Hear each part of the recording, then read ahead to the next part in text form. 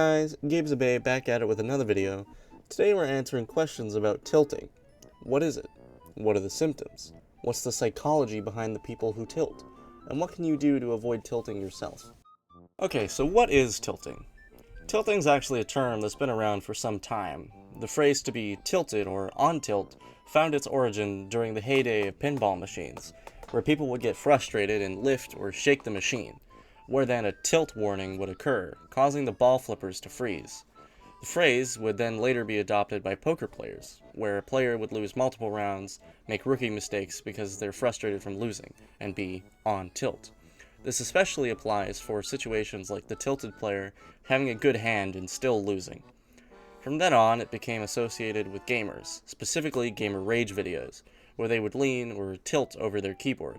This term is used a lot today in modern gaming, but I doubt everybody knows where it came from, and I thought it'd be cool to share the origin.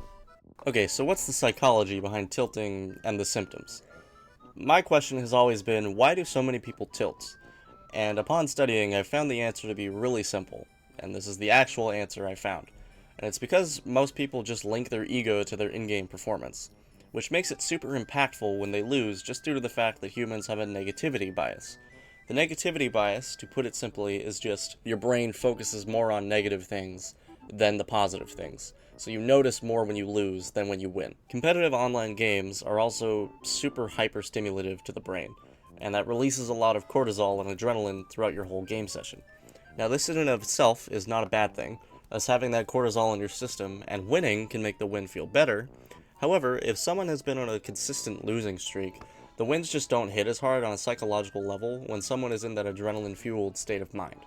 The losses are what the subconscious mind focuses on, leading to an explosion of negative emotions, which can be seen in these symptoms. The most common symptoms of tilting are smashing controls, like a keyboard or mouse or controller, screaming at teammates on voice chat, also known as flaming, throwing games on purpose, and I'm sure you guys can think of many more.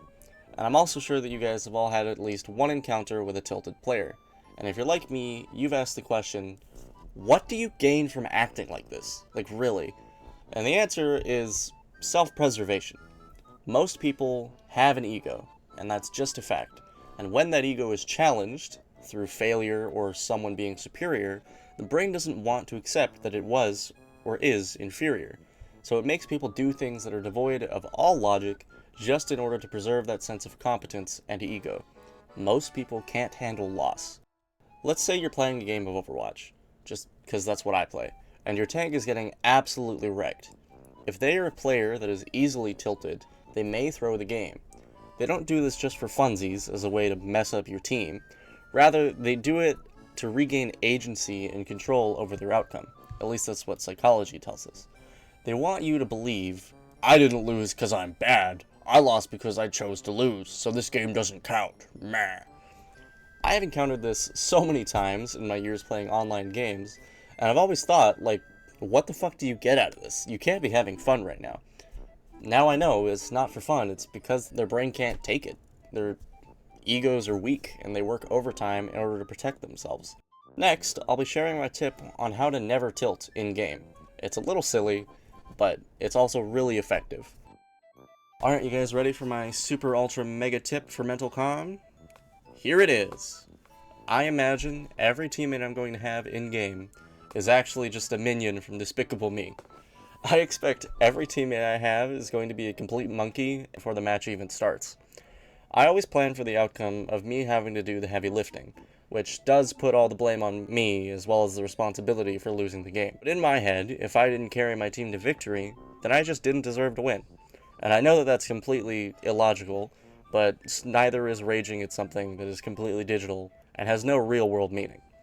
A fun bonus to this strategy is that whenever I get teammates who are capable, or even carry me sometimes, I get to appreciate another human, being able to play the game well.